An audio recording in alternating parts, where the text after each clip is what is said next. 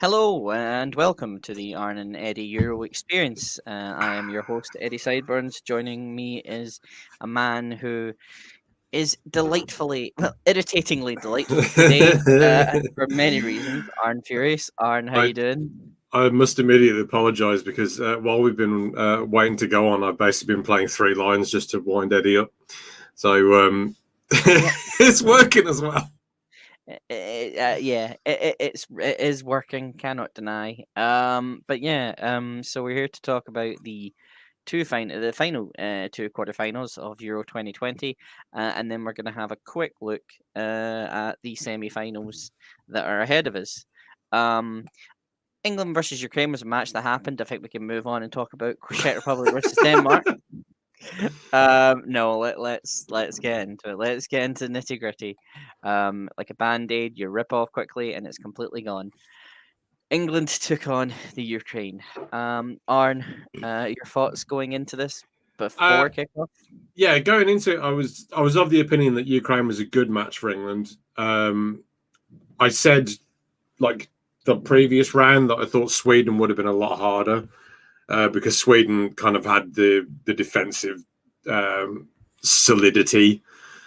Um, Ukraine don't really have that. I felt like the Ukraine would be more of an attacking threat, but that would also play into England's hands because of the speed that they possess on the counter attack. Mm-hmm.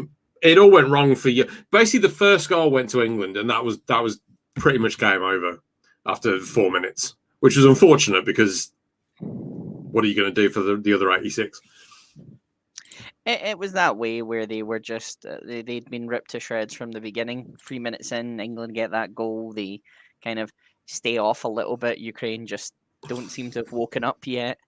Um, and then see where we can go from there. And then, as I say, England looked, I think at points they didn't look phenomenal. At points they were still in that. This is just talking about the first half. I think there were certain parts where they were still a little bit sluggish. And Ukraine did try to prod in, but they were kind of, as I say, England kind of did control a majority of it. Then we go into the I felt second half. they did play quite defensively in the first half, which I think worked. Mm, They still haven't conceded a goal in this tournament, which is absolutely ridiculous. yeah, If you we're told talking. me, yeah, if you told me like when we did the preview, oh, England has an excellent defense, I think they'll not concede for 5 games, I'd have laughed you off the podcast. No, So, I mean, I think one of the weaknesses is Kyle, and I think you tweeted about it as well as Kyle Walker. I think there's still some worrying moments with yeah, I him. mean, he kind of passed the ball straight to, I think it was Yaremchuk, Mm, which was not clever. And in the second half, when we were comfortably winning, like 3-0 at the time, Jordan Pickford decided that he was going to be terrible for 10 minutes. yeah, Came charging out, totally miskicked a clearance. It kind of looped up in the air, could have gone anywhere, could have ended up in the net. And then yeah. instead of catching a shot, he decided to just kind of like punch it forwards, Mm. like he was playing in Copa America. Yeah, there was moments where it did look like Pickford was just kind of taking the absolute mick at the end and just kind of like, I'd say, having a rest because at that point he really didn't need to do much. England had then scored an extra 3 goals, and were ramping at home. Substitutions were made by Gareth. I think He was in the second. resting players, which was Mhm. it's insane to think of England in a major tournament in the quarterfinals, pulling players off to rest them. Yep. I just Uh, he did it for the right reason. He obviously wants to kind of wants to come into the game against Denmark with his best players. Sorry, spoiler alert for the game we're going to talk about next. Although, if you're watching this and wondering why is he talking about who went through, you're watching the wrong podcast. I think they had a much more easier. I say in the second half they had a much more easier run of it because Ukraine just still didn't. I don't think Ukraine knew the second half had started. yeah, they got Um, caught cold right at the start of the second half. Just a basic free kick, and Maguire gets on it with his 50 pence head and nuts it in there. He obviously caught one of the flat sides, and Yeah, that was basically the end of it. Kane scored a couple of minutes after. Interesting, Luke Shaw bagging some assists there. I was thinking that perhaps he might play Trippier in this game and play him at left back based on the success of that against Croatia, because it was a similar sort of threat with Yarmolenko coming in from that side, where he'd be coming in onto Trippier's stronger foot if Trippier was playing at left back. But they marked Yarmolenko out the game. He didn't have a kick. Yeah, just ridiculous performance. It was just, as I say, England just kind of, as I say, they dominated in the second half, and Ukraine, had chances. It wasn't anything of real kind of danger, other than Pickford trying to kind of have a little bit of a mick take. And yeah, England finished 4-0. There was Ole chance. Yeah. Kane's definitely found his confidence again. I mean, like he'd scored 2, and then he took on something first time from outside the box, and it was like the difference between that and the one that he missed against Germany when it was like right at the end of the first half when it was no goals. The difference there was night and day. Like this is a player who was completely confident in his own abilities again. It's amazing what a goal will do. Yeah, and every time, and I think every sports fan was really unhappy because some of them had bets on Harry Kane to score a hat trick, and Harry Kane got substituted, and then Dominic Calvert-Lewin came on, as Alan has just said. Yeah, really shocking stuff. So yeah, and Jamesy's tweet, obviously, I think Harry Kane must have seen our friend Jamesy's tweet, and has decided that he's doing a Paolo Rossi. Yeah. The knockout stages is where he goes. So yeah, England now march on to go home, because football is coming home, but it's going home, as far as they're concerned, to Wembley to take on the great baby faces of Denmark. This is going to be, and speaking of Denmark, we might as well go into it. Denmark took on the Czech Republic, Arn. Or, as I like to call this match, Clive Tildesley against Baku. He wasn't happy with Baku, was he? I mean, I've even put in our little preview thing that it's a questionable setting to play in Baku when fans can't travel there.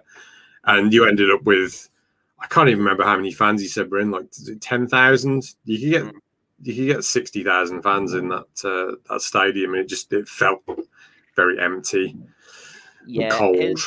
His commentary, and Alan, if he's still here, may want to comment on it.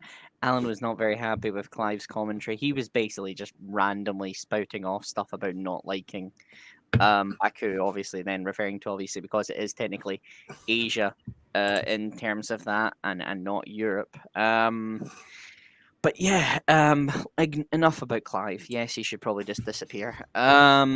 Let's talk about the game. Denmark. Yeah, Denmark were pretty good. I felt this was a pretty close game. It could have gone either way, and the way that it did go was down to a simple defensive error from a corner 5 minutes into the game that gave Denmark a 1-0 lead. And from there, it's an uphill struggle for the Czechs. They found it hard to come back from it. And all it was is, I don't even know what they were doing. I guess it was zonal marking maybe, but there were 2 players who decided they were going to run under the path of the ball and leave a fairly short midfield player to just walk into the they were following the danger zone and head it in. They were following Yannick Vestergaard of Southampton, and Delaney of Borussia Dortmund was just kind of waiting for it, and then he had his opportunity and he took it. It was 1-0. I think there was a lot. I think as you were telling me, the defense was being pressed quite high. They were playing kind of very direct type of football in terms of that. It was a very interesting. Yeah, it was 2 teams that probably would have wanted the other to be more expansive, and there was a spell in the second half where it was end to end at 2-1, which is a bit odd because you'd think Denmark would just kind of want to defend a bit, but because the Czechs were pushing forwards, looking for that equaliser, it allowed it to go end to end, and it could have ended up any score really in the second half. Yeah, Delaney misses another chance for it to go to 2-0. Kasper Dolberg. What a goal that was! What a ball from Mahler. I say left back. He's right-footed, and Yeah. I've this tournament. I've seen so many people complain about right-footed players playing on the left and left-footed players playing on the right. It does not matter. Doesn't matter. One of Man United's best right backs during the Alex Ferguson era was Dennis Irwin, who used his left foot for standing.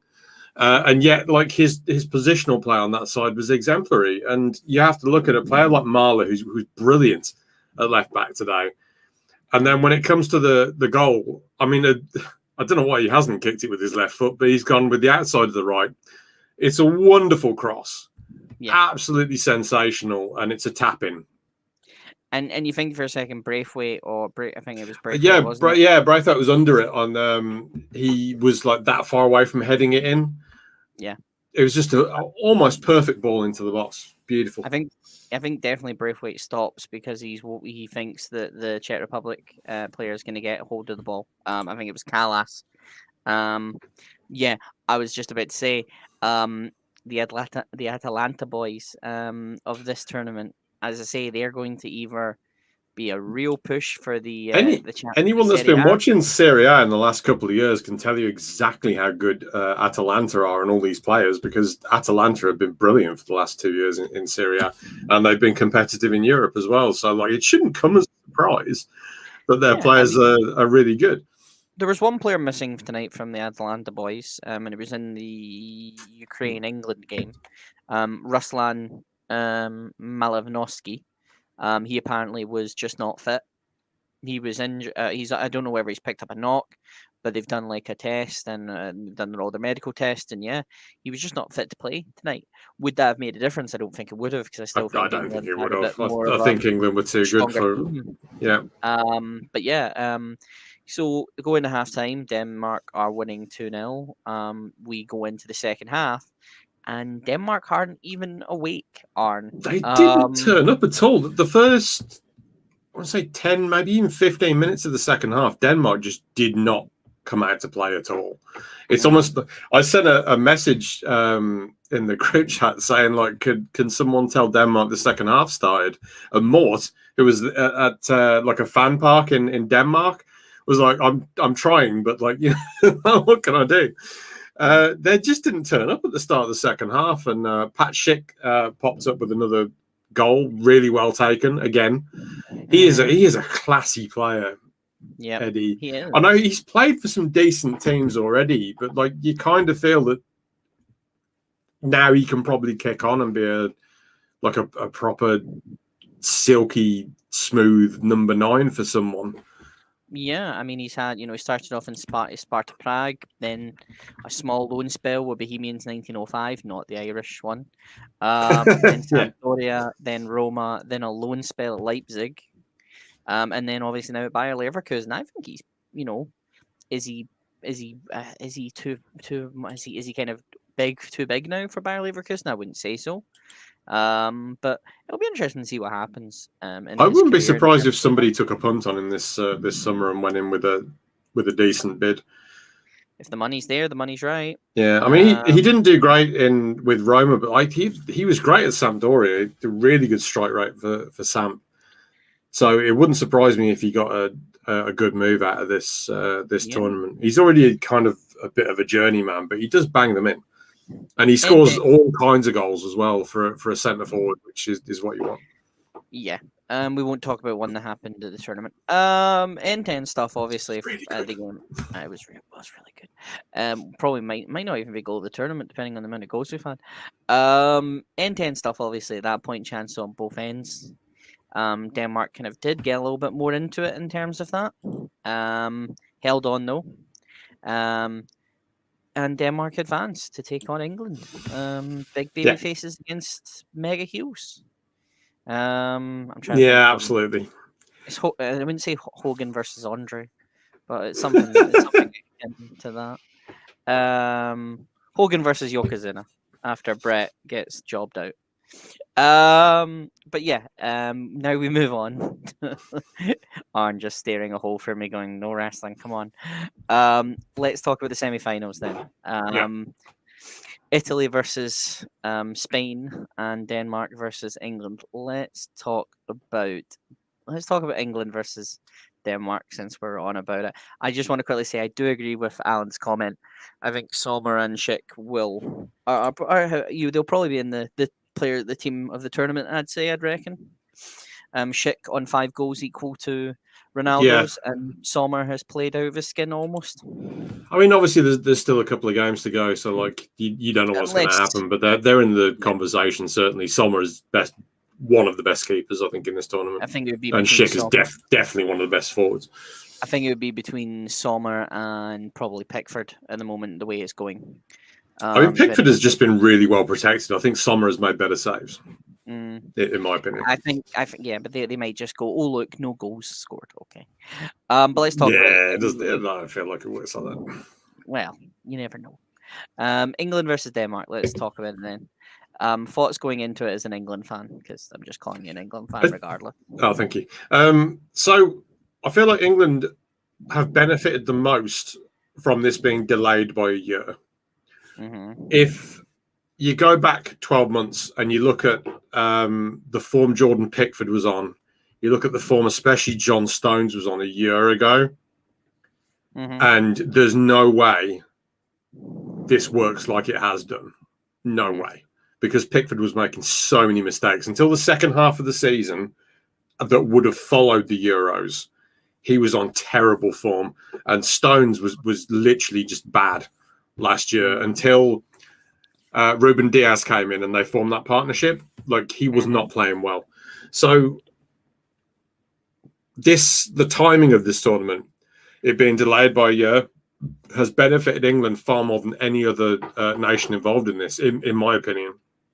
It's possibly Italy as well. It's given Italy a little bit longer to get used to each other and get the kind of cohesion going that we've seen from them.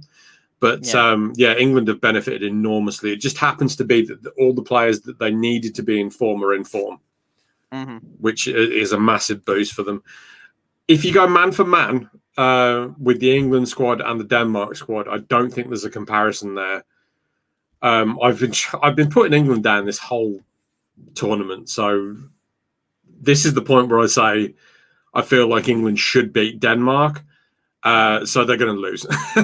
They didn't enjoy their glorious defeat, and I'd be perfectly happy with that, to be honest, because one of my best friends, Mort, is Danish, and he is loving this tournament. He's loving it, and the Danish people are really enjoying it. It's a phenomenal atmosphere, and I think the Danish spirit has kind of lifted because they didn't win their first 2 games.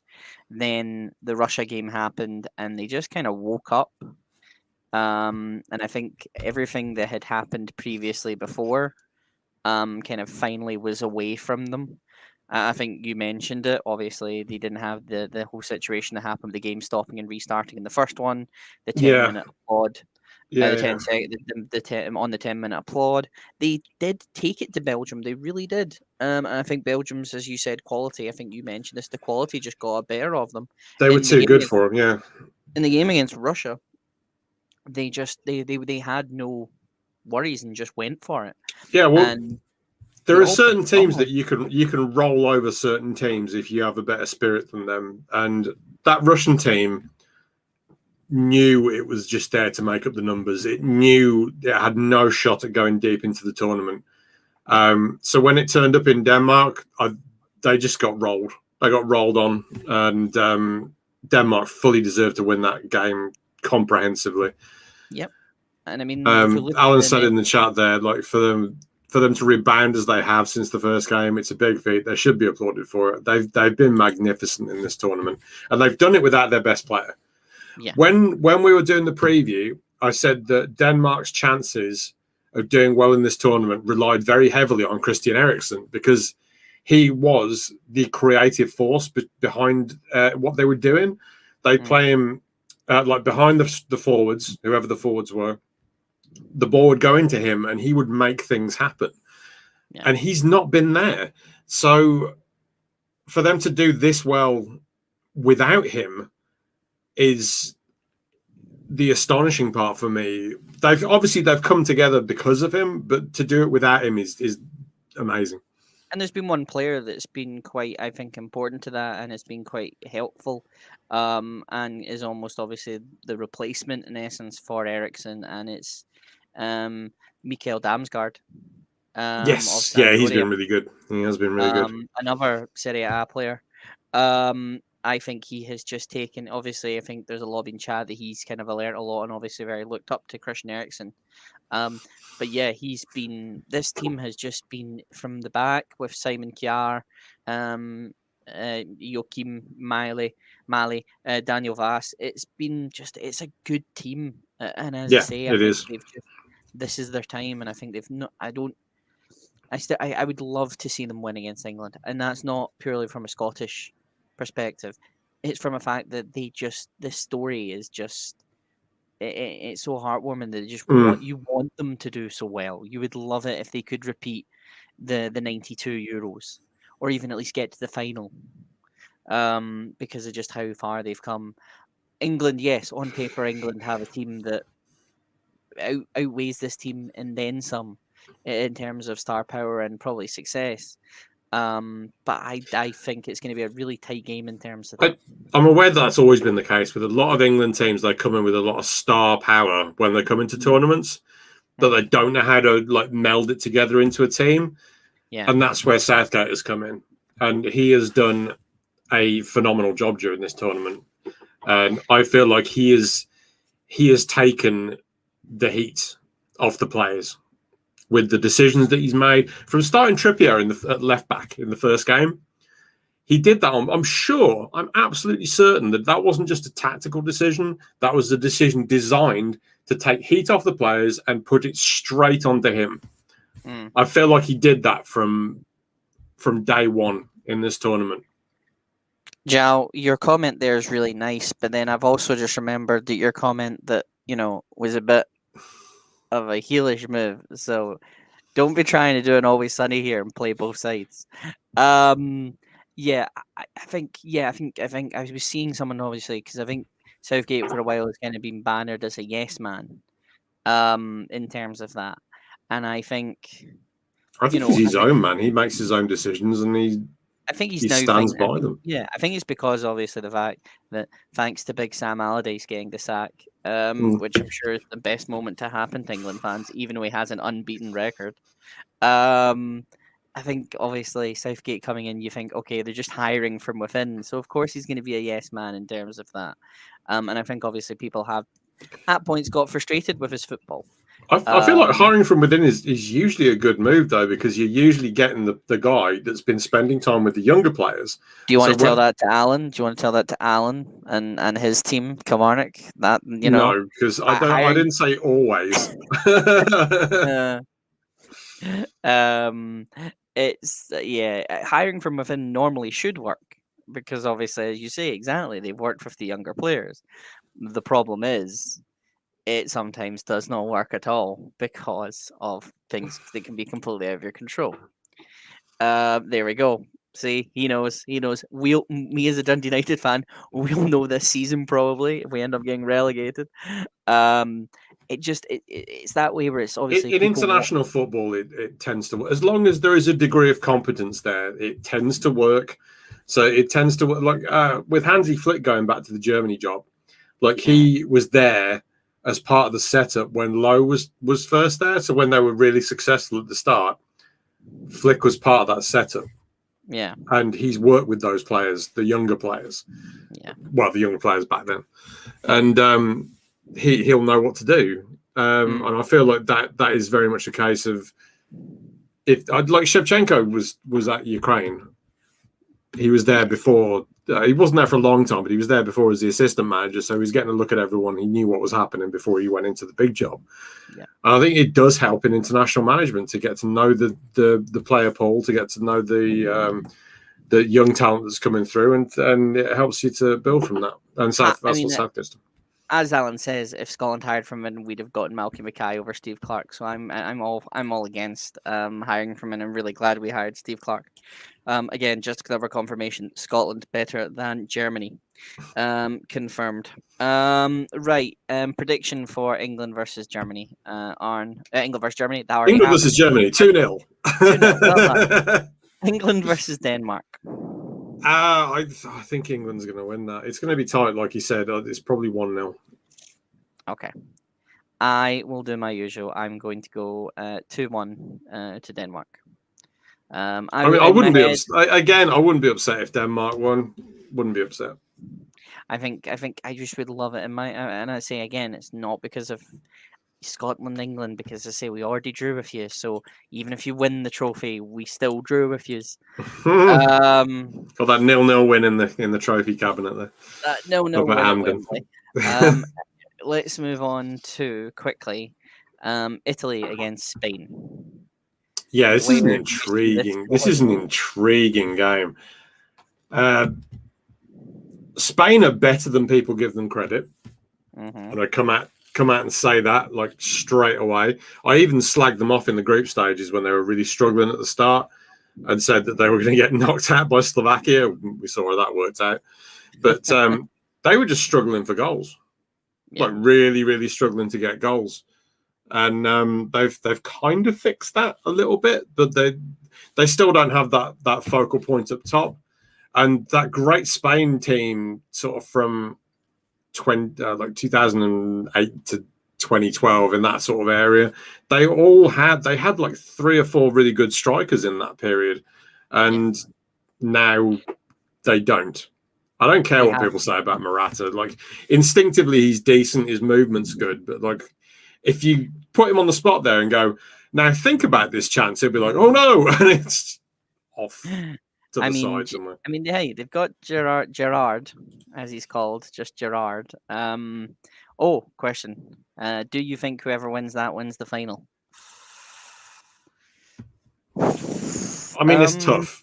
It is tough, because when you get to this kind of stage, it's hard. It's hard to differentiate between the teams.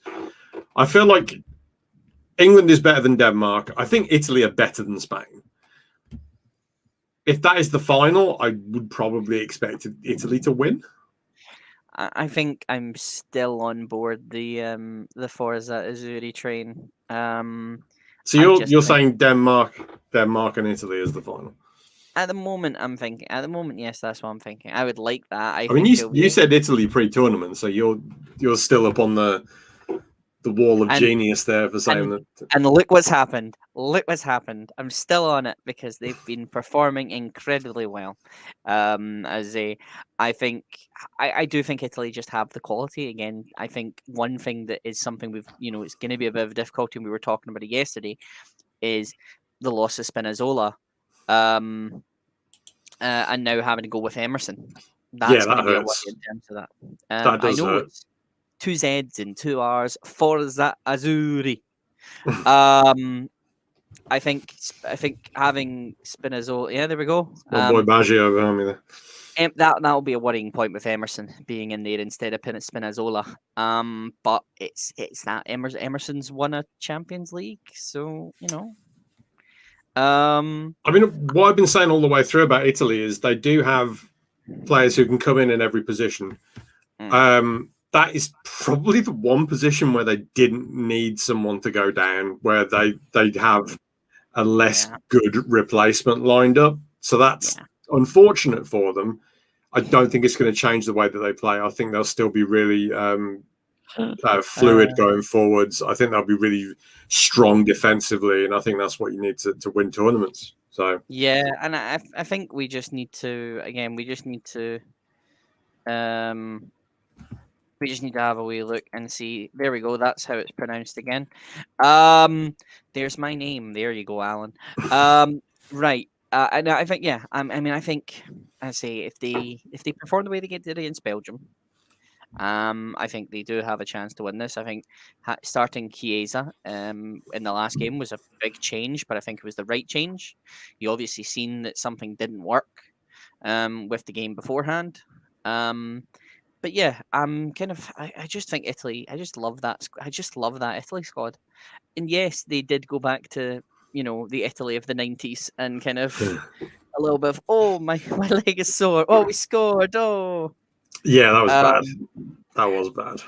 listen, as I say, they're going to be the heels in the final if it's England anyway. So I'm kind of looking forward to seeing how that'll pan I out. guess it depends on your perspective, but if it's Italy and Denmark, I am definitely cheering Denmark on. I don't care.